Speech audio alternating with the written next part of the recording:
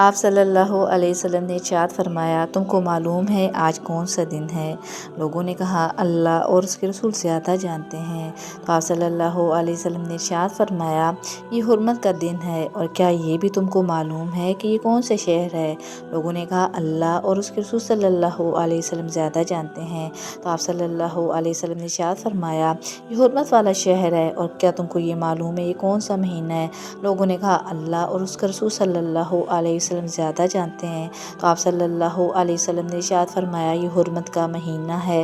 پھر فرمایا کہ اللہ تعالیٰ نے تمہارا خون، تمہارا مال اور عزت ایک دوسرے پر اس طرح حرام کر دی ہے جیسے اس دن کی حرمت اس مہینے اور اس شہر کی۔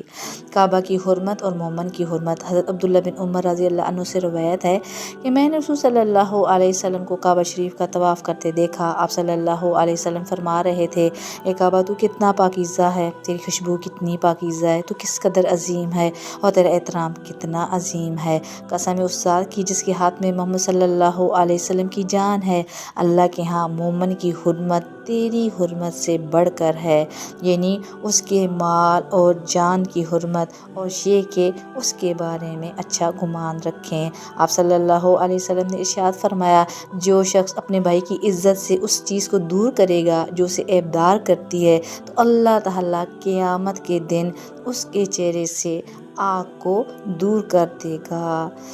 مسلم اور مومن۔ آپ صلی اللہ علیہ وسلم نے ارشاد فرمایا، مسلمان وہ ہوتا ہے جس کی زبان اور ہاتھ سے دوسرے مسلمان محفوظ رہیں، اور مومن وہ ہوتا ہے جس کی طرف سے لوگوں کو اپنی جان اور مال کا امن ہو۔ الحمدللہ۔ آپ صلی اللہ علیہ وسلم نے ارشاد فرمایا، بنی آدم کے اعمال ہر جمعرات کو پیش کیے جاتے ہیں، اور کسی قطع رحمی کرنے والے کے اعمال قبول نہیں کیے جاتے۔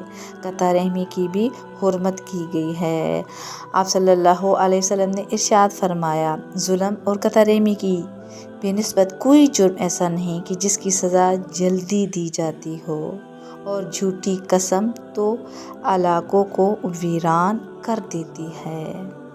علاقوں کی ویرانی کی وجہ۔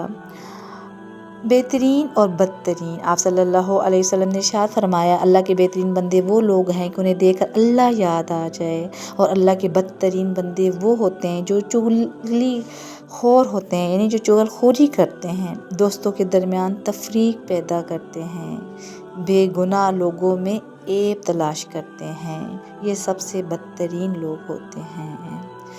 آپ صلی اللہ علیہ وسلم نے ارشاد فرمایا کہ اللہ نے فرمایا، اے میرے بندو، میں نے اپنے اوپر ظلم کو حرام قرار دیا، اور میں تمہارے درمیان بھی ظلم کو حرام قرار دیا ہے، تو تم ایک دوسرے پر ظلم نہ کرو، یعنی ظلم حرام ہے۔ صحیح مسلم۔ جان کی حرمت۔ آپ صلی اللہ علیہ وسلم نے ارشاد فرمایا، اس ذات کی قسم جس کے ہاتھ میں میری جان ہے، مومن کا قتل کرنا اللہ کے نزدیک تمام دنیا کے تباہ ہونے سے زیادہ ہے، یعنی مومن کا قتل کرنا ہر گناہ سے زیادہ ہے۔